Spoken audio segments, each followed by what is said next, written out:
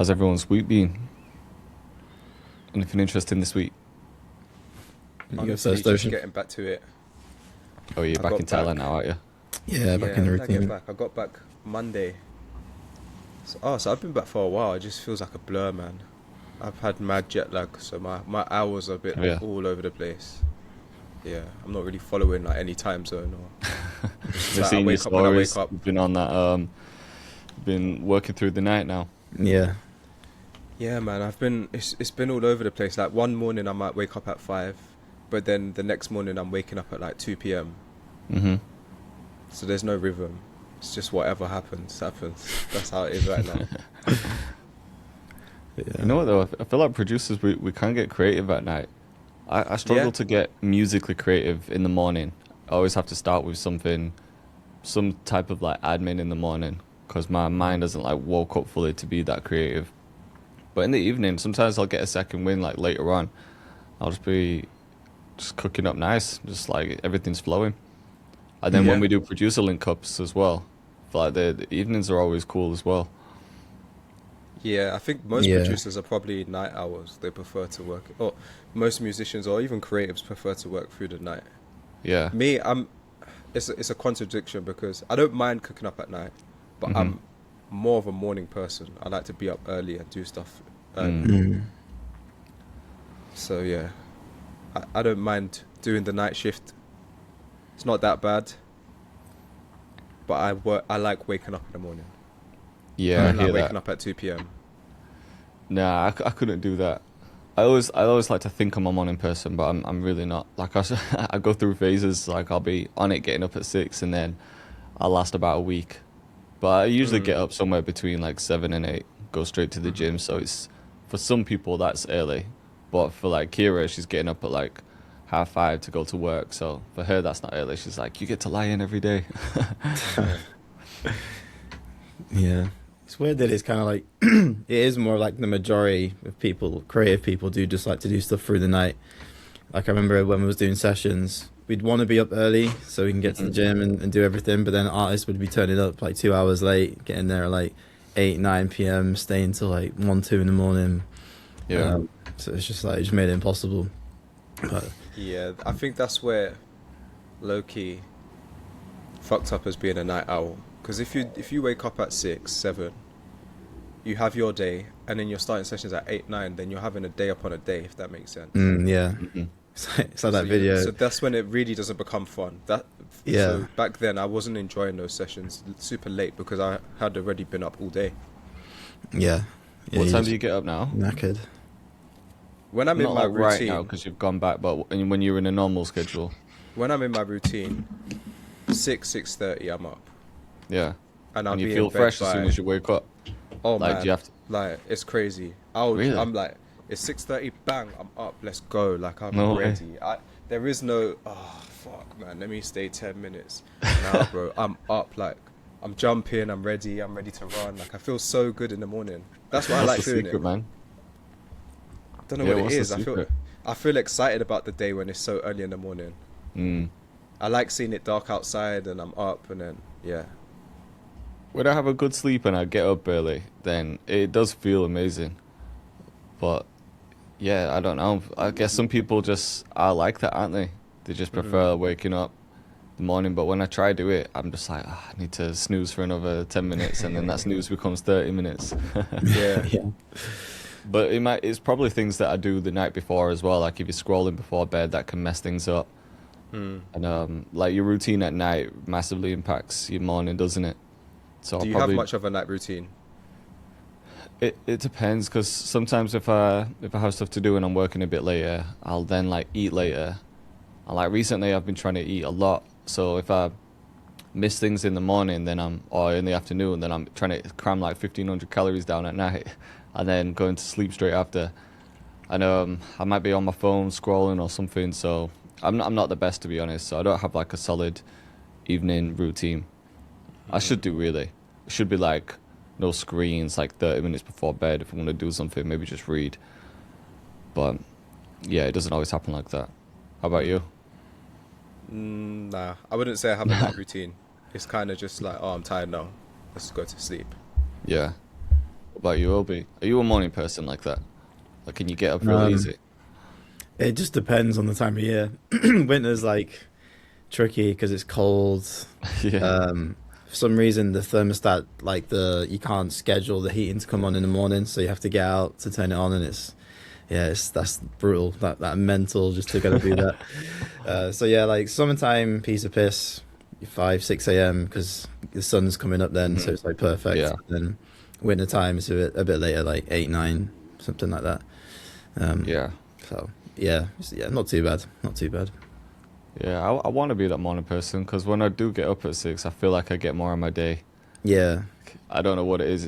And even though you go to bed a bit earlier the night before, for some reason you just feel like you're getting more of the day, even though you yeah. do the Hmm. same shit. It's good because when you start doing a few jobs and it's not even like 10 11 o'clock, you're like, oh man, I've got so much time. Yeah, yeah. Yeah. It was like today I woke up a bit late. I've been having like a weird week actually with sleep. Just had like the worst sleep this week. Been like waking up in the middle of the night. I've had like sleep paralysis 2 days. Have you ever Mm. had that? What's that? Sleep paralysis. It's Yeah. fucked. I haven't had it in years, but I remember I used to get it sometimes in like my early 20s. Um, it's basically so I'll be asleep last night, and then I used to get it sometimes if I'd like just woke up in the morning. So, but this was like in the middle of the night, so my mind's awake, like I'm awake, but my body literally can't move. So it's like I'm like Damn. paralyzed, and then I'm like you're like trying so hard in your head to like move your body, and you might be there for like a minute, but that minute feels like 2 hours. It's horrible, and then Wow. eventually you just move, and I'm like, what the fuck? Yeah. Read into it. It's crazy, man. A lot of people get it. Yeah. Wow, that sounds intense. It is. It's horrible, and I haven't had it in years. And then for some reason this week I've had it twice. This Damn. morning, and then I think it was like Tuesday. So it's been a weird week. Hmm. Do you wake That's up insane. feeling more fatigued because of it? Yeah, Yeah. I don't know if it's because of that sleep paralysis, but I've just been struggling to sleep this week. I don't know what it is. Maybe my body is like stressed from something, but I don't feel it. It's just been Mm. a weird week. Well, sometimes it happens. Yeah. Yeah. Sometimes it gets like that. You just have like a week where you just can't get to sleep, and then after that it's fine again. Yeah, So. my brain hasn't been able to shut off. I don't help myself though, because I always listen to a podcast when I'm going to sleep. So Mm. always Hmm. got an AirPod in, and So you sleep with the sometimes AirPod in, yeah, literally. yeah. And in fact, I know what's been stressing me this week because my neighbor, like, no one lives in the house like that's behind this wall. They haven't lived in there for years. I think with the new people are moving in like 2 weeks, but there's been a smoke alarm that's been like beeping every 30 seconds, Mm. and you can hear it in our bedroom. So when it's like quiet at night, we're trying to sleep. Every 30 seconds, you just hear this Waiting for loud that beep. next beat. Yeah, it's almost like, like Chinese water drip torture or whatever it's called. Like every now and again, you just get this little drip on your head. Yeah. It's been like Guys, that. give me 1 second. I'm gonna come back. I think I got a Cool. delivery. I gotta quickly get. All right. No worries. Um, so that might have been causing the stress this week. But yeah.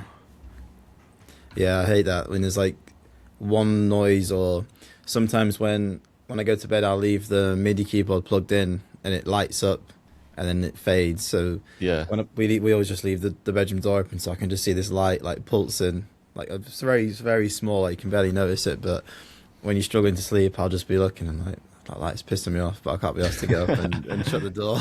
yeah. It's just little things like that. But yeah, no, I hear that. But Where you yeah, going this weekend? This weekend, it's my mum's birthday next week, so I think we're gonna go for a meal. Today, I need to do a little bit of filming today. Might go live later. Hmm. And what else? Just gym tomorrow. Probably nothing Sunday. I might just chill Sunday, and Nice. then just be fresh for Monday. I want like solid sleep next week. Yeah, get How back about into you? it. Well, I'm in Manny tonight and tomorrow, so I was going to Oh see yeah, you about. Yeah, could go for like a cheeky little session yeah. I if can you're be right in the about. day. How come you're Yeah, in Manny? it's one of my mates from uni. I used to play basketball with him. He went traveling like 2 years ago now. Oh yeah, Maybe even longer than that. But yeah, he's he's back for like a little bit, so he's booked at Airbnb, and we're all gonna just stay there and chill. nice. So Where's the Airbnb? uh, I'm not too sure. Let me see. What were you thinking of pulling up here, or meeting in town, or at your Airbnb? Wherever really. Could go for a classic pirate, or could pull up. But yeah, I'm down. A little bit. I think Sweet. tomorrow I'll just be in town for like a little bit. I've Yeah. just got some errands to run, and then I'll be free. So I could do tonight or tomorrow night, Okay. or like late Perfect. tomorrow afternoon. Yeah, it's near Castlefield. Oh yeah. It's like It's like- right near town. Yeah, it's a Yeah, bit further. that's where I out. used to live. Oh, really? Mm-hmm. Nice. Yeah, it looks like it's a little bit further out from the center, but yeah, further out from the center Yeah. from Castlefield. Yeah. Yeah, it's a nice spot. Some nice apartments there. Cool. You got a nice canal to walk as well. Take Yeah, you yeah. right to town. Perfect. Yeah, should be fun. Man. So topics for this week. What have we got? Yeah, we've got I a couple got- of interesting ones. We got a few. I got one, but we can discuss that after your one, Jay. All right. Well, there's the two I wanted to bring up, but we'll do the video that I sent you and then jump into yours, and then we could talk about the other one as well, the link that I sent. Let me pull up the video. I need to somehow share it without sharing the WhatsApp chat, 'cause that's where Ocean sends all these nudes. Can't leak those, mate. Not too long. Shout out to the party. Who's that? A fucking producer snitched on you, so a producer, like, I hate them. But no, in this day and age, no producer making a beat, they're going to a loop maker. And sometimes there's 2, 3, 4 loop makers, they're not paying the loop maker. They're getting their bread and it's fucking off. I had about 3 DMs since my TikTok. Bro, 6 months later, 7 months later, man, are telling me, yeah, pull out bills. I'm like, bro, listen, I already paid my bills, but fucking then they take legal action. No, nigga. I got no. My nails were mashed up, bro. That's not even a That part at the end. I just clocked. Did you see their background? with I was all just the thinking, cars yeah, behind fucking it? Bugatti in the background and. Oh, is it? I think they're in Dubai, aren't they? Probably. Oh, okay. Yeah. Very Imagine Dubai. so. But yeah, I've got a lot of thoughts on this because it's happened to me as well. Like I've been the loop maker that they're talking about. It's so obviously we always need more context, but it sounds like he put that project out, didn't he? It was a sick project as well, but it sounds like one of the tracks on there, the producer had used a loop and obviously taken a fee from Potter, so Potter's like probably paid him for the exclusive or whatever, but then that producer hasn't told anyone that he's used a loop and he hasn't hooked up the loop maker basically. So now the loop maker is reaching out to Potter because when it happened to me, so when I got a placement with my loop and the producer only told me the date came out, that producer had already taken a fee from the artist and not discussed anything with me or included me on any splits, and he didn't even get a contract or anything. I think maybe he just got worried when the track came out because obviously then the loop could get picked up. But when I spoke to a lawyer about it, unfortunately it does fall on the artist because the artist has released a piece of music, a master recording, with a sample that hasn't been cleared essentially. Because it's like sampling. It's like if you're a producer who's like used a sample, you can sell a beat to the artist. You can't pre-clear a sample because the beat and the track with the vocals are two separate master recordings. So there's no such thing as like pre-clearing a sample unless you're using royalty-free stuff. So it is on the artist to clear the sample essentially. But then when the lawyer reached out to the artist, they flipped on me because then it's like, well, I've already paid for the beat, like what are you talking about? And then it just got messy. Yeah. So I've seen it from that angle, but I can understand it from an artist's perspective. It's like it is down to the producers to communicate more. Yeah. Like if this producer would have spoke to me like way before, everything would have been fine. But the fact that he waited so late until the song was released, it just made things really messy.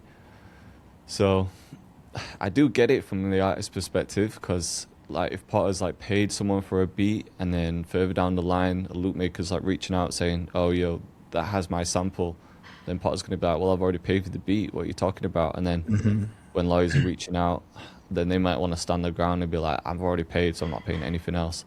But now the project's taken off Apple Music, so it's a messy situation, but it happens a lot. And I feel like in those situations, obviously we don't know the context, but it is on the producer to make sure that is everyone is included. Like if you've used loops, you need to tell the loop maker. Like if you've used a sample, you need to tell the artist that it's got a sample in it. You can't just like make a beat with random stuff that you have no idea if you can actually legally use it and then just sell the beat like it's nothing. Because to me, it obviously we don't know who the producer is or what actually happened, but if a producer uses a loop and they know they've used one and they just don't tell them because they want to keep the money for themselves, that's scumbag behavior. Yeah. It just is. But it might have been a situation where, you know, some people make like 1,000 beats in a year. It could just be a beat that you couldn't even remember where it came from. But then that's on them to be more organized and name the beat with like if we have a collab, I'll just be like J Cactus and LB or J Cactus and Ocean. That's what the file saved as, just so you know that it's got someone else in there. Yeah. So it's a bit messy. But what's your thoughts? Yeah, I'm same as you. I think it's like legally it's on the, like I say, even if it's on the artist, it should be down to the producers to communicate. Even if it's not even if it's they've done like a small part on it, or even if like they didn't even produce or they did something like engineering on it, because I had the same thing with the Nath song. You know, the engineer was sick. Like he told me, he sent me the demo as soon as it was recorded. When he knew it was coming out, he sent me a DM just telling me like everything was kind of through him until the release, and then I reached out to their team. Yeah. He said, you know, can we do a split? We agreed on a split of what the advance is. So I get paid the advance, and then I pay him a percentage of that advance. And yeah, I think it is. Yeah, I think I agree. It's more. It should be. Legally maybe not, but it should be down to the producers to communicate beforehand, and just like, yeah, just let each other know what's going on. I had the same thing with this Indian song.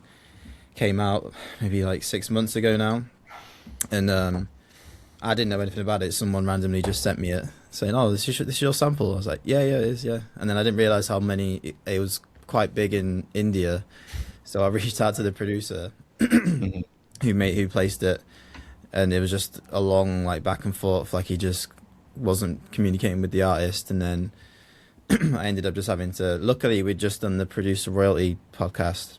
Yeah. At that point, and I just kind of went through his system. I was like, followed up three or four times, like, you know, have you managed to get, you know, credits for this, and you know, what's the splits and everything? Nothing. Tried again, and then on the fourth time, I just said, like, I've tried this many times. I'm gonna have to, you know, do a takedown. Were you emailing or DMing? DMing. Yeah, DMing the producer, and then he replied, and then he started. Okay. Then the ball started moving. But yeah, it worked though. That was a good example of you know, testing out that strategy. Yeah, so a lot of people just send that first message and then they're like, I'm not getting anything back. But yeah, I should have done that. Now that I'm listening to you, I should have done that with one of my songs. with the ad song. Also, yeah. It's been long enough, man. It's been long enough. It's been long enough, to be fair. Yeah. But yeah. we all should have done it many times. Yeah, for sure. I think a part of us is almost like a bit scared to like fuck things up, but then it's like if they're not looking after you anyway, then who cares? It's like it's But that's past how that, they're you know? going to keep getting away with it, because there are some exactly. artists that are notorious. I mean, it's kind of going off topic, but notorious for not paying their producers, and they can get away with it because the producers are not stepping up. Yeah, fully. Yeah, for sure. Part of me thinks that some of the producers who are using loops, they might want the placement so bad that they don't even want to bring it to the loop maker in case they start asking for more, and then it fucks up the placement. Because that has happened before as well, where someone sent a beat to an artist, they want to use it, they've agreed a price, and then they reach out to the loop maker, and then the loop maker's like, oh, but that artist, they're doing pretty well, so I actually want this much. I want like 5,000 instead of the 500 you're getting. And then they've got to go back to the artist and be like, oh, like he wants 5,000. And it's like, well, I'm not having the beat then. Yeah, exactly. Part of me thinks that some producers don't even want to bring it up with the loop maker just in case it fucks up the placement. But you're just going to mess things up in the future. It's like you can't just hide things. Yeah. Yeah, 100%.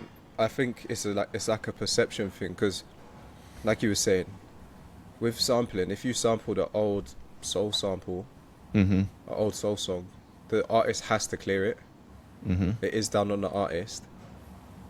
But then if a producer is using a loop, they're not seeing it as this is a sample that has to be cleared. They're just Mhm. seeing it Yeah. as like, and you do hear producers say where it's like, oh, but I made the beat, I got it to the artist, I engineered it maybe. So they kind of see the loop maker as invaluable in a way to the point where it's like, I'll give you what I want to give you. You're not even a part of the... And I think some of it comes from that kind of thinking as well, where it's like, Yeah. they get their advance, they don't give a shit in a way. Yeah. And it kind of But- screws over the artist. But Yeah. like you do get some good people, like for example in your situation with your engineer LB, he was fair and he reached out and he handled the business properly. But Yeah. Yeah. And I've Nave's, had, and I've had Nave's team situations was where solid it's not as well. like that.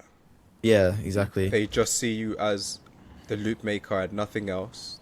You're not an equal contribution to the song.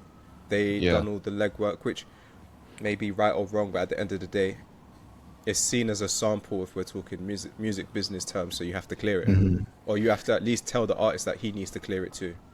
Yeah, yeah, I agree, man. I think it's as long as if the artist is cool and they've got their business in check in terms of like they always pay their producers in advance. They always tell you, we've used your beat. This is what we want to do, and they're just upfront and just transparent. If they've got all that in check, then I feel like it shouldn't be on the artist if the producers used a loop, not a sample, not an old sample, not like a pre-release, a popular song. But if they've used a loop that a producer sent to that other producer that they ended up placing, it should be just on the main producer to be like, look, I've used, tell the artist as well, there is a loop on here. Don't worry though, I'll agree a split with this producer. If you we'll just deal with it, 1-to-1, and then I'll sort this back end stuff out with the producer. I feel like that should be the smoothest system to do it because I feel like that's like just the easiest way because the producer's always going to have better contact with the producer, with the other producer who did the loop, and they're always going to have the better contact with the main artist because they're the one that placed the song, and then it's down to that producer to just be cool, like just agree on a fair split. Like I say, if he's done the legwork and done most of the production, then yeah, I don't think it should be 50-50. I think it should be more in favor of the main producer. With signing contracts and stuff like that. So for example, Potter uses a beat from X producer and that X producer has sampled, but shouldn't there be in a contract where it's like, I've composed 100% of this beat, or I've composed 50%, and I've used a sample, because that's going to give the artist a heads up that it's not just me on here, and business needs to be settled somewhere else. Because it's kind of naive to just pay a producer like, oh, I've paid you your fee, your beat, and that's it. In a way, they kind of got to do the due diligence a little bit. Yeah, and a lot of artists are doing that. They're just like, there's no agreement, no split sheets, no nothing. When you get to a certain level and you've got a good manager who's helping out, then those contracts do start coming around. But most artists are just like sending the producer a fee and just being like, yeah, I just want this beat. And then there's no talk about splits, no like master recording royalties, no nothing. Yeah. You'd be surprised like how many people actually just deal with music like that. It's insane. Yeah. But a lot of people don't understand the business. Like artists don't understand the business. They just think I'm making money from streams. That's my money. It's on them though, you know what I mean? Like, Yeah. this is your business. Educate You've yourself. got to understand it. Fully. And just be transparent as well. Like, I feel like it gets blurred where producers don't know how much to charge because they don't know what the budget is for the artist, and like so like they'll come in with like either a crazy fee for an artist who's independent and finances everything themselves, or for a small team, some like 2 to 10K or whatever, which would be fine in an industry sense if the artist is signed and the labels they've got a budget and whatnot. And then it's just not knowing whether to undercharge or overcharge. So I think that's another thing just to get clued up on is like just communicate, just be like, so what's the deal with your budget? Are you independent, blah, blah, blah. And then you can figure out your pricing, and then you're not kind of potentially like compromising the relationship with with said thing, and no one's getting offended, and there's no bad blood or anything like that. I think that's important as well. I think that's kind of this last one with Dave kind of taught me that as well. Just being able to just be transparent, literally just be transparent. There's no like mystery about it. I've reached out and was like, this is my fee. And they literally said straight up, our name's independent now, we're looking more at this range. And I was like, yeah, fine. As long as you're aware of like why they're either giving you a price that you think is too low or too high. It's like, as long as you understand that and it's been communicated, I think it's better, like way better for both sides.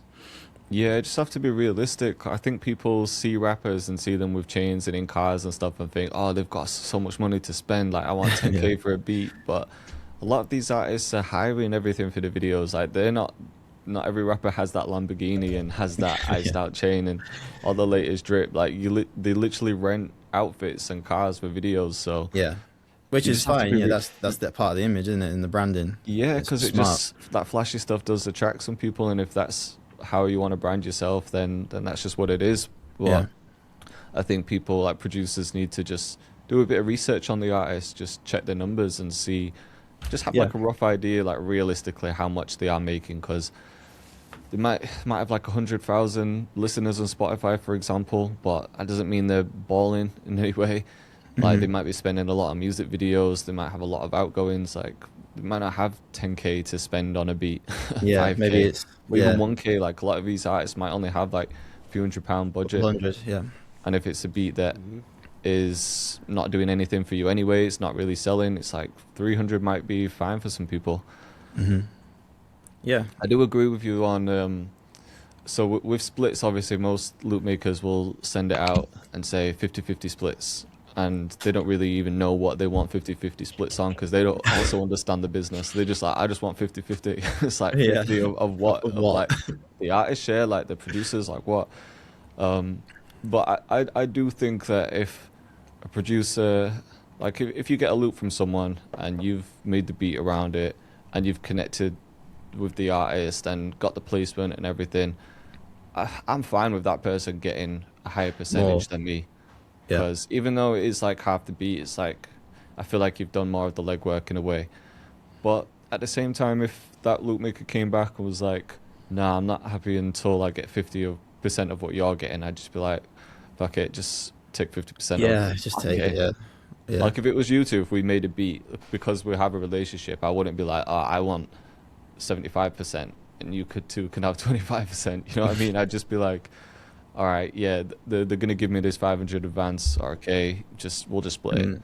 And but saying that, like even on our end, I think Ocean would probably agree. Like if you've done most of the legwork, we're probably happy. We'd probably even propose less of a percentage because of that. I think it's just being aware of your position and what you've done in the process of it happening on the loop maker side as well. To be like, to be honest, I mean, you've done most of the work. Even if they're polite and say, let's do 50-50, I'd be like, nah, look, you did most of the work, man. Like, you deserve more of the pie, for this. I do that with Carnes because Carnes has that personal relationship with all these artists, which I don't have. So I'm involved in the music making, but he's piecing everything together like that. So I said the exact same to him. I'm like, happy for you to take more. Like, do your thing, because I feel like he's putting in more work in that sense. I think it also comes down to like people's situation outside of the actual placement as well. Like I feel like if it's a younger producer and they just want to get that, they're just like, oh yeah, I want to get a placement so I can get the bag and everything, then their whole way of going about things is totally different from someone like you or me or even someone with a full-time job who's comfortable, not stressed, they got their bills covered, and they're just like, oh, second placement, let's just figure out a way that we can make this as seamless as possible, whereas a younger guy, they're like, I just want to get as much as I can out of this, I want to you're right, because some people just rely on placements, so it's kind of easy for us to say it when we make our bread in other ways, but if someone is just relying on placements and that's their whole income, they might be like, nah, fuck that, I want my 50%, like this is my living. So there's that angle as well, I guess. I got a good one just before we say again. Ocean, sorry, you go. No, I was just going to say, I guess it just comes down to perceptions, because some loop makers might look at that and be like, well, you use my loop, which contributes to the majority of the product, regardless of like who got it placed. Without the loop, there's no song. Yeah, That's how some producers see it. Yeah, for sure. fully. But I hear it. yeah, 'Cause if you sample sometimes, Yeah, sometimes they take like the whole pie. yeah, Yeah. like the whole publisher. Whereas this is just modern sampling in a way. yeah, So I feel like the do get difference that. is though, if you go and sample, if you intentionally go and sample an old song because you've got the idea, like, oh, you know, maybe the vocals is perfect for this style, you know, the Doja Cat or something, or the Doja song by Central C, or I can't think of anything right now, but Yeah, then like the if Sting sample that Yeah, Nick the Miro Nick Miro used one. and Yeah. Nas used that everyone's yeah, used. but then like as a sample, if you're a loop maker, you're sending the loop to the producer. You want to get the song placed. The art Yeah. is the old sample that they didn't want anyone. Maybe they didn't want anyone sampling it. True. Whereas I feel like it's just a different Dynamic. like order of things happening. Although I would say, if you, I think it depends on the level of the sample maker as well. If it was Al Hug or someone like him, you know, Mario Luciani, I feel like things Yeah, would be you got the different as well. reputation. Exactly, yeah, because that's they got the leverage in that situation. But if you're a loop maker from home, no real sort of like public awareness, I think it changes things too. Just kind of like social currency. And I guess if you're sampling a well-known song most of the time anyway, so you might be sampling what was a hit, thinking that it's going to be another hit. Yeah, So, yeah, exactly. I guess it's different in that way. Hmm. What do you think is a fair fee for a producer to take? I know it's so vague because it depends on the artist, but let's say an independent artist reaches out, they have 100,000 monthly listeners on Spotify, and even that's a hard metric to go by because there could be a feature on a song that's popping. Yeah. But they're getting like decent streams. But honestly, this is, in my opinion, it's very case by case. Like, of course, as a producer, you can have your fee. You get a placement, my fee is 2K, regardless of who you are. Fair enough. Like that's going to be good business on your side in a way because you're maximizing. But I think it's got to be very case dependent because, like, for example, working with an artist in the UK in general versus working with a rapper in the US, the scale is different. In general, there's just more money in the US, right? More money with the record labels and stuff like that. So you're going to have more of an opportunity to charge higher fees in a marketplace like the US than in the UK, where it's a lot smaller. Like an independent artist in the UK, the numbers are looking a bit different to an independent artist in the US. yeah, So to charge them the same, it might really be a sweet squeeze for that UK person. But then also, you don't know what other money they've got as a UK artist, for example. Could have Do you real know what I mean? estate, Like, they could have other stuff. Yeah. not every artist in the UK is just a rapper. Maybe they got stuff on the side. Maybe Businesses they're as well. trapping, maybe they're businessman, and music is just, they make money from music and it's their thing, but it's not necessarily where they get all their money from. So it's so tough. yeah. I think Because this then is you can't good really where- base your prices just on how much money this person has. No. And is that a good way to do business all the time? I think what I'd say is, like, if you're on the producer side, if it's a fairly mid to large sized artist and you don't fully know their situation, I'd say like come in with a flat fee that you charge everyone, and then just negotiate. Like, Yeah, that's a good way to go. yeah, like I won't say all the numbers, but with Nath, I was like, I went because they didn't reach out to me. I just reached out to them in the end because I was doing all my loop stuff through the engineer. And then he just said it might be worth just reaching out directly, so I just did. But yeah, so like I went in with a blanket, a fee, minimum fee for like an artist that would be signed. And I did ask Dark Label about this. There's a guy in there called Aaron. I think they duo run it. Like he does the artist side, and then Dan does the getting people on board, and and he just said, yeah, you should be getting a minimum of 3 to 4K if he's signed.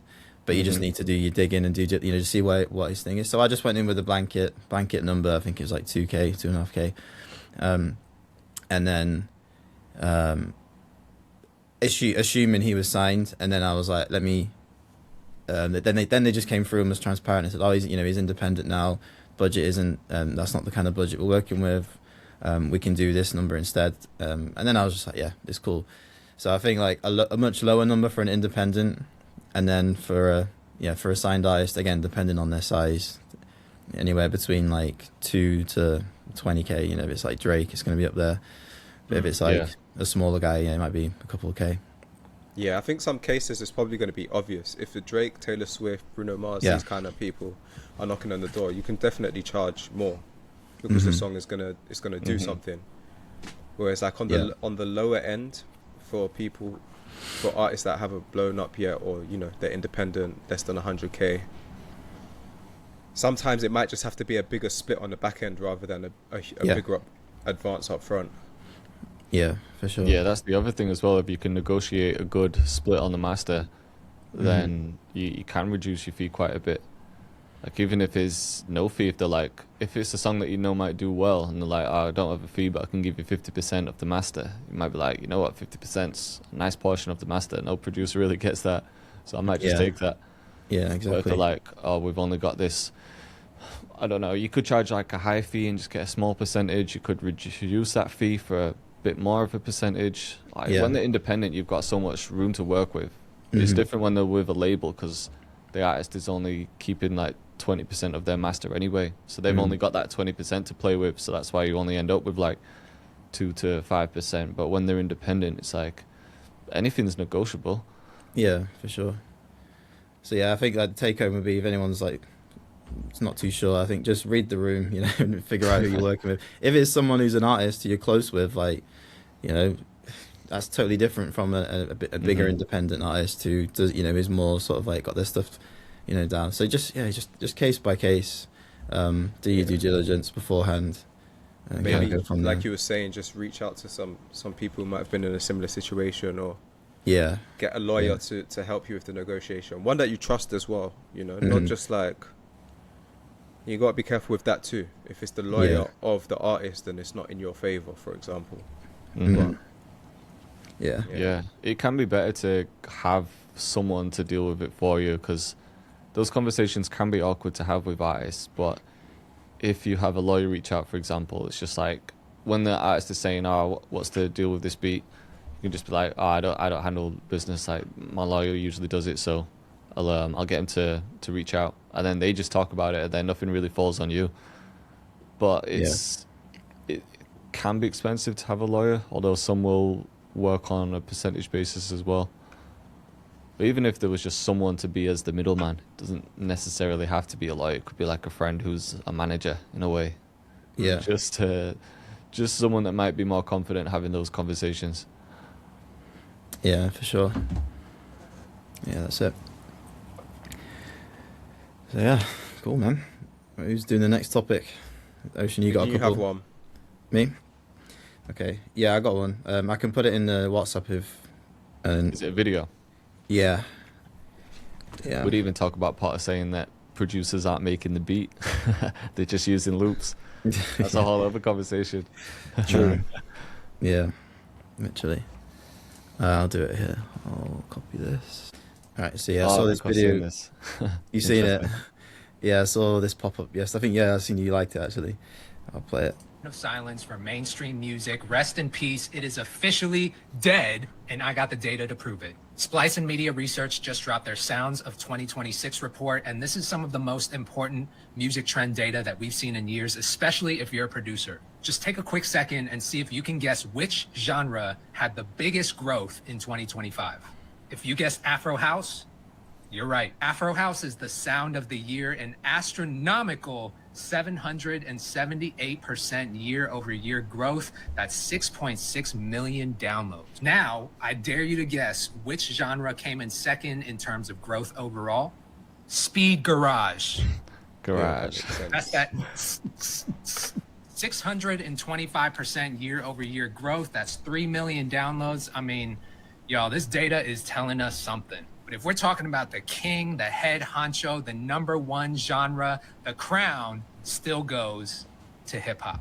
And I would know because all 3 Splice packs that I released last year all charted in the top 10 on Splice. As far as US download trends, LA still remains number 1 for the biggest market. And if we're talking about international, Shout out to the Koreans. So my biggest takeaway from this report is there's no such thing as mainstream music anymore. It's so fractured, it's so global. Just make music that you like, and as long as you're doing that, there's a lane for it, I promise. Yeah, so I think we've always had the feeling about it, but I feel like now it's kind of with those kind of numbers, it kind of backs up what we've been feeling about.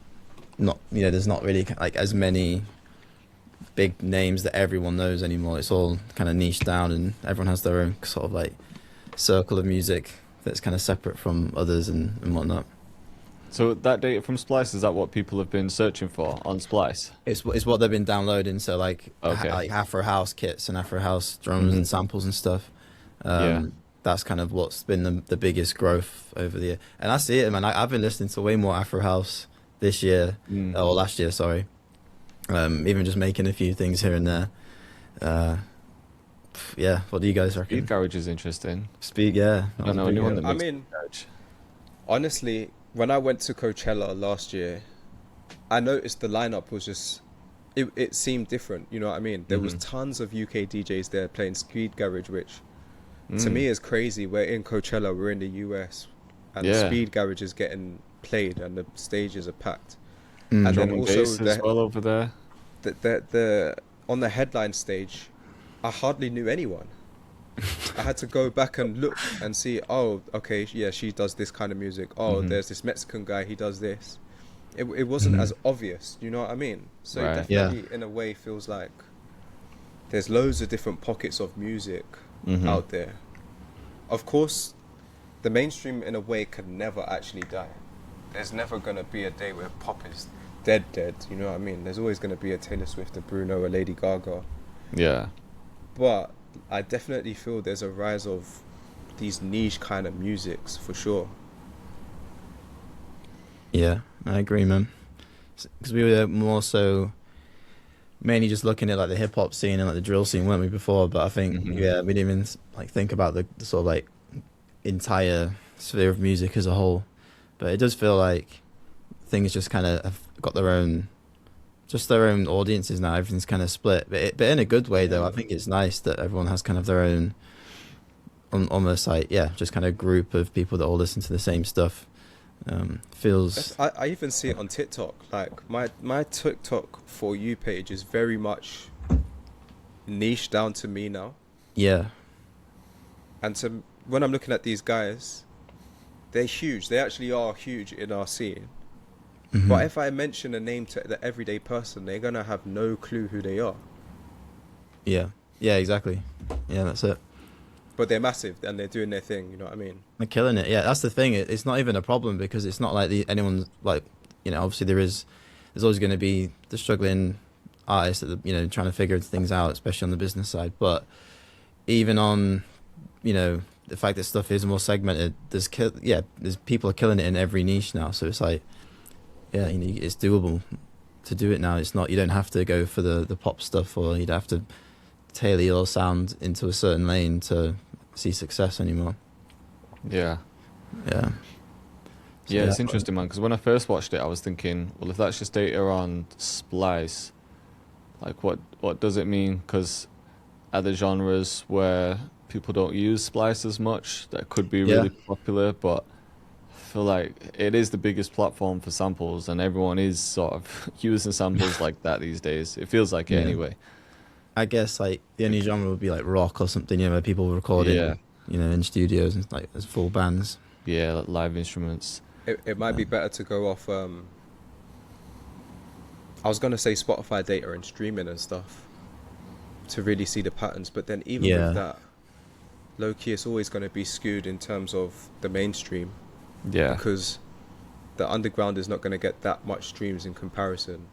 But in a way, there it's could be still more big. people making a certain genre, but it's just that the small people who make a different genre have like a lot more numbers. You know what I mean? Yeah. Like maybe not loads of people make pop, but their numbers are insane. But then there's tons of people that make Speed Garage, but Afro House, it just accumulates to a big number with everyone. Yeah, so it'd even out, but it wouldn't show that less people are making pop than Afro House. It'd show that, there's way more people making it, but obviously there's more bigger powerhouses stream wise in pop. But yeah, I thought it was interesting, man. I think it's cool though. I think it's a good sign moving forward for producers that they don't have to make a certain style and stick to one specific lane. They can just kind of be free with it, and you know, and, 100%, man. Yeah, fully. Boy said hip hop and trap was still number one for downloads. Yeah, that's still like the biggest one in terms of growth. So still at the top, still good. Yeah, I can see that, to be fair. Yeah. There was a big boom in Afro house over like the last year or Mm. so, last 2 years. Yeah, that's a question. What's your TikTok saying? Like, what's in your feed right now? Like YouTube for both of you? 'Cause I'm assuming they're going to be different. Bullshit on my feed. It's me. Yeah, I get a lot of DJ content, but not. It's not going to be standard DJ content in the sense that it's not going to be anyone commercial. It's all like really underground stuff, like raves in Australia and raves in the Netherlands and stuff like that, of DJs who are in my scene, if that makes sense. Yeah. And if I say, for example, the biggest guy like Grab or Ketma, they have like their own kind of lore on TikTok in a way, like inside jokes. Right. So to the average person, they're not going to understand that. But if you're really like listening to their music and stuff, and you're going to these shows, and you kind of get it, so it blows up within that world. Or even like, I don't make this kind of music, but like Josh Baker, Chris Dussy, these guys are like popping on TikTok, but I don't think they're popping in the mainstream like that. Still kind of underground in a way. They may be getting more crossing over to the mainstream and the commercial side now, but it still feels very like niche, if that makes sense. Yeah. What about you, Jay? What's your algorithm saying? It's not the best at the moment, I'll be honest. A lot of it's not even music related, it's just like stupid shit. I've got friends that will just send me, you know, everyone's got that one friend who sends you memes all day long. Yeah. The cat ones, I get cat videos all the time. And then you watch a few and all of a sudden your algorithm's all just you get. fully messed up. So yeah, I mean, music wise, I still get the usuals in there, like you guys pop up, like Infinite and Lollipop and everyone like that. So the usual squad pops up, but then outside of that, it's usually just funny stuff, just bullshit, to be honest. Yeah. And some Yeah, gym but- stuff as well. Yeah, I'm the same on Instagram. Mine's terrible. I'm the same, like just stupid shit. But then on TikToks, I don't use it that often, but I do send some stuff occasionally. I'm similar to you, Ocean. I get Afro DJ sets. So like, they'll do something on a set, and then it's like a small set, and people are just kind of behind the DJ, and they'll do something, and then everyone's like, and it'll just be like a moment in the set where everyone kind of goes crazy. So I've been getting like tons of those, and then surfing TikToks. See, yeah. Basically, Is yeah. it bad for scrolling? Like, do you waste a lot of time scrolling? Yeah. I have days. Guilty as well. I don't say it's wasting time. I use it as research. I'm not going to lie to you. When I'm scrolling on TikTok, I'm always thinking, how can I use this? Or, you know what I mean? Unless You're it's not just doom scrolling. literally doom scroll and it's funny videos. I have times for that, but it's not often. Usually it's with purpose. I'm scrolling on TikTok. Because I'm trying to... I notice with TikTok here, there's a lot of inside jokes and a lot of like inside trends that I'm trying to understand. So for example, like, what's one that's kind of recent? All right, there's one that I really don't understand that I keep seeing, and it's about a DJ in Australia, and they're saying his name backwards and spelling it wrong. Right. But every time someone talks about it, the video goes viral. So I'm trying to figure it out. Like, what is it about Where that? did it That's start? made- Yeah. I'm trying to understand that kind of this inside joke, if that makes sense. And then maybe you can do a trend with that or whatever. I don't know. But little things like that I'm picking up on TikTok. Yeah. That's interesting, yeah. I mean, it takes some willpower to do that, to just scroll with intent. Because it's easy to just go into the trap of just doom scrolling, just not even thinking about anything. And then you just hate yourself every time you've done it. Like, if you've been on your phone for 20 minutes, it's like, what the fuck am I doing? Let me get off. Like, I hate it every time. I hear it. Yeah. No, yeah. I hear it. So I can be bad. But it'll be times when I don't even need to, I'll be like brushing my teeth and just scrolling.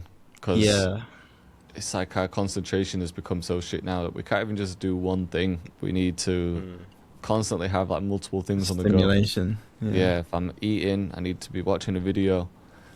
If I'm You're waiting listening for to something to something. load up, yeah, it's like your beats exporting. Let me just Yeah. go on it real quick. Quickly put your phone up. Yeah. I'm terrible with that with YouTube. I always have a YouTube video playing in the background, Yeah. like when Yeah. I'm eating or cooking or something. Bro, yeah. I always have those stupid videos, you know, not stupid, but like, just like video essays on some random person who you don't care about, or like some old celebrity, like, oh, I wonder what's happened to them. It's like the downfall of this person, or the satisfying downfall of this celebrity. I'm like, oh, yeah. They just Yeah, get I you. need to do just another grab your detox attention. on that. Yeah. I Yeah. have mainly with YouTube is the one that gets me. Mhm. There's some bangers though. There's a channel called Fern, and they do, I don't know, Hoog I think it's called, and they do video essays, but on really weird topics. Like they did one on this kidnapping of the CEO of Heineken, and they'd use these really sick visuals, like a PlayStation 1 visuals, where it's like all pixelated and stuff to do all the characters and animate what happened and stuff. And it's sick, like the way they tell the story of how it happened, and you know, just like the cliffhangers and stuff. It's really well done, like really high quality. So Yeah. I enjoy watching those every now and then. Yeah, I guess there's videos you can watch that feels like it's kind of worth your time. It's more of like 'Cause- a high production type thing, you know. Yeah, if I'm having lunch or something, I've usually got a video on that's either to do with music or to do with training, like something to do with the gym or some music stuff. But it's not like a lot of educational music podcasts out there, is there? Like, you have interviews with people, you know, like Drinks Champs and things like that. But in terms of like music business and just something more educational, there's not a lot out there. No. Have you guys Producer checked out stuff. the Manager's Playbook? That's a good Yeah, manager I watched the Yeah. one with Russ. But I could do with watching some more actually, because it was a good podcast. I listened to DJ Payne's quite a bit. It's like an easy one to listen to. Yeah. Did you see T-Pain's interview with who's the guy that interviewed Shannon Cat Sharp. Williams? Huh? Shay Shay. Yeah. I thought that I'll give that a listen, and that was it was good to see the insight of like how things were back then in the industry. He was just talking about kind of all the, I don't know, just fuckery that goes on and how he got kind of fucked over. Yeah. He said one thing that kind of brought it to my, like, was quite interesting, and it was about when he had that run of just being on everyone's hooks. Oh yeah. He never, for the most part, he never really charged. He never had like a fee for him. He was just like, and they were like, "Oh, serious?" He's like, "Yeah, like just owe me, you know, just do. All I ask is that maybe you do a song for me at some point, you know, maybe just give me a song back." Which I think if you're close with, I think Metro does that with Future, that they'll just give each other songs and they'll do it back and forth. But so yeah, he kind of said that, and then when it got to him doing his project and asking for these features, they all just came with a fee and were like, "But you don't remember? I gave you all these, I gave you this Yeah. feature before for free." So yeah, I thought it was interesting to see like what went on behind the scenes. DJ Cannon kills it as well actually with the is it Tomorrow Network, TMRO. He's got everyone on there. So it's like Heard of I that. don't know if you've seen him on socials. Nah. He does interviews, but then there'll be a beat breakdown of like one of the most popular songs. He's got everyone on there. He's had let me go on his channel. People breaking down like Nipsey Hussle tracks. He's had type in TMRO Network. You would have seen him pop up before. Have you seen that logo? Nah, this is the first No, time I I've seen haven't. it actually. Really? Oh shit. This one comes up quite a lot in my feed, to be honest. You put me on right now. Yeah, Yeah. he's got loads of legends on there. Oh, he has a Turbo on there. He's a Gunner's producer. That's cool. Zaytoven's been on there. Yeah, I need to check this guy out. He looks sick. With DJ Cannon, he was like popping, was it 2000s? Kind of like, I didn't recognize his face at first when I was watching the videos. And then when I searched him, I was like, oh shit, it's him. Yeah. Sick. So he was the vice president of A&R at Def Jam Recordings from Yeah, 2012 isn't to he 18. involved with Lil Uzi and Jack Harlow, was he managing them or something like that? Oh, was he? I'm I not might sure be saying actually. the wrong name, but I feel like it could be like he signed them. Let's see. Yeah, signed artists including Uzi Vert, Jack Harlow. Mm-hmm. So he's well connected. So he's managed to get a lot of people on there, but they'll be pulling up the projects from like 15 plus years ago and like breaking down the beats. So some of them are sick. Yeah, that is cool. Yeah, There's one the one that I love is, I think it was DJ Khalil who was breaking down a 50 Cent track. Shit, the name's gone out of my head now. But this might be a good segue into the next topic actually. In fact, we need to go through Oceans, but I'll go through it after. You know the song I'll Still Kill by 50 Cent? Sounds familiar. Yeah. If you remember the beat in that, the beat's sick, but Is it the one with DJ Akon on it? Yeah. Yeah. Like the beat's Yeah, sick, it's a and he banger. breaks that down, and he uses Reason. But we wanted to talk about the Lander acquiring Reason situation, didn't we? Yeah, let's go on to it then. We could do it real quick then before yours if you want.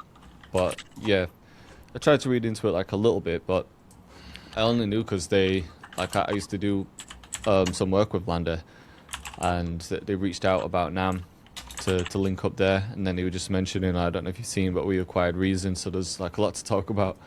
So I was like, yeah, shit, well, we'll meet up at Nam. But I just found it interesting because Reason was popping a while back, probably when I was in college. A lot of people were using it for things like bassline, dubstep when that was popular, even like grime as well. A lot of like the legendary grime presets are in Reason. So I feel like it was popping, but I don't really see people using it now. But I was wondering why they acquired them. I was thinking, why Reason out of everything?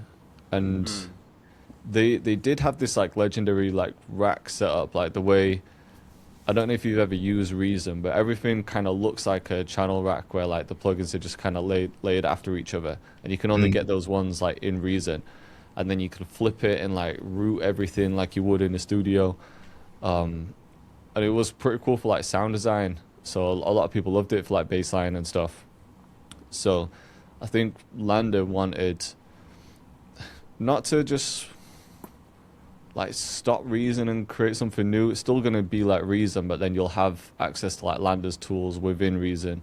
But then I think Lander also wanted access to that famous like channel rack to get all like their plugins, so that then they could be used within things like FL Studio and Logic, because you could never do that before. It was just like you had these Reason plugins and that was it. Because for a long time as well, Reason didn't even allow third-party plugins.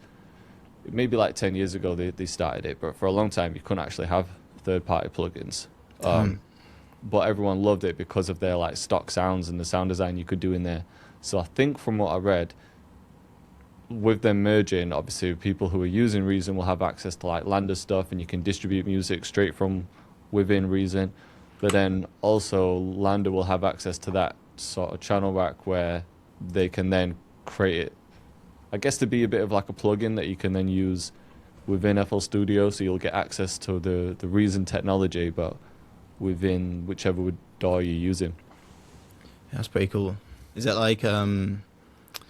like the new Labs type thing, where it's like a window and you've got all the stuff inside of it that you can download, and kind of like I'm not sure how it will look. Yeah. I'm not sure. Have you ever seen the layout of Reason and all the plugins? No, not really. They're sort of like stacked on top of each other, the plugins. So you'd like drag in the one that you want, and they'd just be layered on top of each other. But then you can like flip it and like reroute the wires and everything like you would in the That's studio. cool. That is So cool. I guess maybe if they turn that whole thing into like one big plugin, you'd get access to like so many sounds and different tools that you can use. Yeah. I think that's what they're going to be doing with it. I'm sure there'll be other stuff I'm missing as well. But definitely sick. interesting, because I haven't really heard Reason being talked about in a long time. Yeah, definitely. Interesting. Did you two read up on it, or like did you have I missed Nah, anything? this is the first time I'm hearing about it, to be honest with you. Oh yeah. Yeah, I saw about it last week when we were looking at for ideas. But yeah, again, I just saw the headline, but I didn't really properly read into it. I wonder how much they bought it for. It was undisclosed, so we won't know. But I didn't know, like, I knew Lando were quite big, but I didn't know they were acquiring companies like that. It seems like quite a big move. Yeah. But yeah, maybe someone can let me know in the comments if I missed anything. Do you want to move on to yours, Ocean? Yeah, I mean, to be honest, mine is not serious at all. It's literally I It's just a seen cat meme. yeah, I'll show you guys. No, literally I just been seeing on TikTok a trend of people talking about 2016 and romanticizing it, and how like every six, so for example like 2006, 2016, Mm-hmm. hopefully 2026 has been like the peak year of the decade. So I was just wondering what you guys thought about that. How was your 2016, if you remember it? Yeah, that's a good point. What was I doing in 2016? I think I was in third year at uni, and that was a good year. I had a good time that year. It was really busy. I did like coaching, got a lot better at basketball. Took uni a lot more serious. Got in good shape. Better shape. Yeah, that was a good year, 2016, if I remember correctly. How about you guys? Right now, I was in Costa Rica in January, so that was sick. Nice. But I would have been working in an office, so I wouldn't say that was like peak year. Wasn't really doing anything with music, so it wasn't like a good year for that. Yeah, nothing memorable like that. Just working, some holidays, just standard life, I guess. It's my dad. I think I was away for Dad's 60th, maybe. No, it wasn't that. Can't remember why I was in Costa Rica, but it was a sick trip. Ibiza as well that year. Nice. Nice. Lads. It's the only time I've been. But it was for a wedding, so Oh, fair. still went out a few nights, but I didn't get the full experience, I don't think. Mm-hmm. But it was a good trip. Nice. Yeah, about standard you, year Ocean? for me. Yeah. 2026, I think it started off as a really good year. I travelled a lot. In I was all 2016. over the place. Like, This so guy's he- lived the whole year already. 2 weeks worth of traveling. Yeah, I was all over the place in 2016, Yeah. and I ended up in Canada for like the last 4 or 5 months, which was really random because it wasn't Nice. planned. But it was the year that I took music serious, and I remember it being like a good year for just learning how to make music. It wasn't Yeah. anything serious yet. It was just me just learning how to make beats. Yeah. Yeah. Yeah, that's a good point. 2006 was a good year. I don't know why, yeah, but 2006 has always stood out to me as like, man, what a sick year that was. I was like I cannot 11 years remember old. that. But in terms of like childhood years, I don't know why 2006 has always stood out to me as like, yeah, that year was sick. Football was I think I might have an popping, idea. Really? class was popping. My Started memory secondary like that is school. fucked. Like I can't. If someone says, "Oh, 2005," I'm like, I have no idea what I was doing in 2005. Can't think about things like that. My whole like perception of time is a bit wild. Yeah. Yeah, God, actually, yeah, now you say that, 2006 was good. The Wii came out into 2006, and I was banging Wii Sports like every day. Oh, All my shit, is that neighbors, when the would, Wii came out. yeah, all my neighbors would come through, and we'd play like tennis and golf and bowling. Tennis on Wii boxing. was so sick. Man, it was so good. So it's 20 Um, years ago. It's mad, isn't it? Crazy. Yeah, yeah, it's not too bad. It is. Not I think too PSP bad. was around at that time as well. I remember banging out PSP in 06. Oh man, Yeah, that PSP was sick. You could get Yeah. it sort of chipped in a way, couldn't you, and then get free games on it. Yeah, Everyone would be playing Tekken in school, fighting each other. yeah. When did that come out? PSP release date? Maybe 2004? 04, Four. wow. Oh, that in Japan, 2004. Europe and America, 2005. I feel like they've still never made a handheld one like that. PS3 released in 2006. No way. I was And the definitely X- still on PS2 in 06. And the 360. I remember my boy got a 360. He was like the first to get it as it just came out and got like Halo 3 and was banging that for a little while. Yeah. Damn, So man. we're saying that 2026 is going to be the year. It's gonna be another good year. Yeah, I think so. I think it's going to be a good year for sure. Mm-hmm. You guys got anything in the works that's sort of like different from the norm? Like anything that you're working towards? I'll tell you a couple of things after the podcast that I'm working on. Mhm. But what's going to be different this year? Well, started off the year like releasing a few tracks with Eyes. We just dropped another one today actually. But Oh, nice. because it's a joint single, I planned on meeting him yesterday to make a lot of content for it, and just didn't get around to it.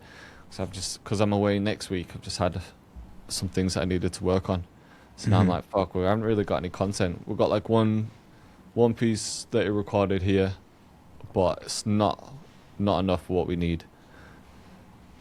Like Yeah. I feel like I didn't really push that first one that hard either. We planned on like making a lot of like fitness content and shit, but it just didn't happen. And then with this one, I actually really like this track that we've put out. We recorded it over a year ago, and then when he came back recently, it still needed a hook. Needed a hook to it, but the hook's just like so catchy. So Mhm. I wanted to get a lot of short form content. I'm hoping that whilst I'm away, he just makes like a ton of short form stuff. Because it's harder for the producer. Like I can break down the beat, I can like be in the video if he's performing, but because it's lyrics, he needs to rap them. You know what I mean? So it's kind of on him. But Yeah. then it's a joint single, so I do need to put in the effort as well. Mhm. Yeah. Are you doing like a bunch of content together as well? Just like duo short form videos and stuff like that? That was the plan, yeah. Because Yeah. the track's called So Fresh, So Clean, and the chorus is really catchy. So we just wanted something like looking fresh. Like, you know, if the snow was still out, we could go outside, film some content. Mhm. But yeah, we haven't really done much. We've got like a performance shot from when he was in here, and then we've got one like funnier version that we were gonna post. But we Mm. need a lot more. Nice. I like It's weird. those Huh? like nonchalant videos in the studio. You know, like Future and Gunner or something. They're just in there bopping to a song that Yeah. they've just made, and it's just Uh-huh. raw. It's not like a audio overlay. It's just the sound from Yeah. the song's just like been blasted out, and then just Yeah, kind yeah. of pop into. I like those like for like teasing videos or just I guess promo videos as well. You Yeah. always you always see those. I always see them pick those clips coming up. It's like Instagram pages that are just dedicated to artists vibing in the studio or like when they hear a Mhm. beat for the first time. And there's tons of them where they're just like just bop into a song they've made. And it's like sounds Yeah. sick. I used to Yeah. love those back in the day when you didn't really get the same access that you get now. Like remember early days when like Mm. Wiz Khalifa was vlogging and things like that. Man, yeah, they were so sick. They're Every so now and sick. again, you'd see a clip of an artist in the studio, and it would be a song that isn't released, and you'd be like, "Oh, when's this song coming out? Like, this Yeah. song's crazy." And It then was sometimes genius, that song man. just never even dropped. Yeah. Yeah, it was genius, man. They were such good vlogs, man. They were sick. But yeah, I feel like it is weird now because we have access for the most part to a lot of behind the scenes stuff. Whereas back then it was very rare. Even like on the production side, I remember like first starting out trying to see like Metro in the studio and Everyone was gatekeeping everything then. yeah, Literally. it was a nice time, man. I feel like it was more of a discovery when you do figure something out, or Yeah. you find out the right 808s and stuff like that. hmm Yeah. What about you two? You got anything specific you're working on this year? Bro, you missed your biggest one though. Me? Oh, Marriage. getting married. Oh yeah, So yeah, that's happening this year. you forgot. Yeah. I'm just thinking about business and music. Yeah. I don't always talk about personal life stuff. Or I don't share like a lot of personal life stuff. Kind of like it like that. Like I never really post Kira on socials. I think I have once or twice, but Yeah, I agree. I don't know. Part of me just wants to keep certain things just.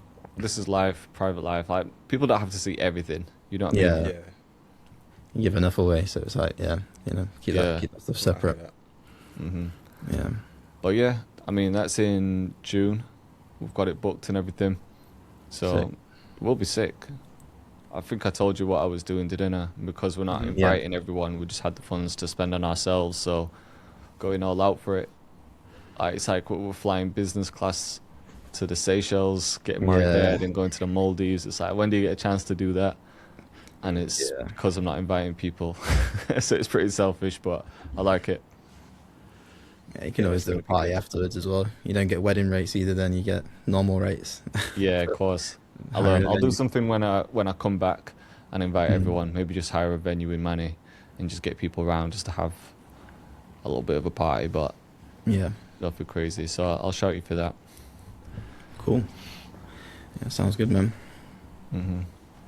But it's a weird feeling because I'm gonna feel old. Like, it feels like just a grown-up thing to do. It's like I'm clinging on to my youth, but when you start saying, "Oh, my wife," it's like, all right, Dad. Yeah, the Yeah, that next. must be a switch, you know, like my girl to yeah, no, my wife. Yeah, Strange. yeah, I don't it's think strange. it might take me a while to adjust. I'll probably still say my girl, my Mm. thing. Yeah, yeah, it's We'll strange. have to adapt. I've got a few friends who got married in the last few years, and I still naturally, I don't mean to do it, but naturally say their first surname instead of their new surname, just out of habit. Oh yeah. And I'll say it in front of their husband. I'm like, oh shit, sorry. And then I'll correct myself and then it's like, yeah, this was fine. But yeah, it's strange, man. But you two next. Yeah, That'll be next. It's like, yeah. yeah, yeah. We'll see. We shall see. How about you two though for the year? Kind of spoke about it when we were going through goals, but is there anything different to usual that's coming up? Different, I'm not sure. I got music coming, Mm-hmm. which is good. I'm releasing a lot of stuff. But there's some stuff that I can't really announce, you know what I mean? I just got to wait for it to happen and people Yeah. will see. It's something Mhm. like that. Nice.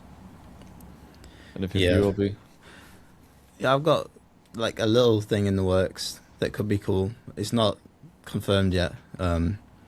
But yeah, I can tell you after the. I mean, it's nothing crazy to be fair, Yeah. but We I can wrap wanna up now kinda- if you want. yeah, Chat yeah. I after. guess yeah, it's 11:30, isn't it? Yeah, we could. All right. Appreciate you guys. I feel like You- this one was pretty in depth, wasn't it? Yeah, it Lots was to talk good. about. Yeah, So Yeah, let us know if absolutely. you like this format where we bring like topics to the table and share content. Mhm. And we'll see you in the next one. Peace. Peace.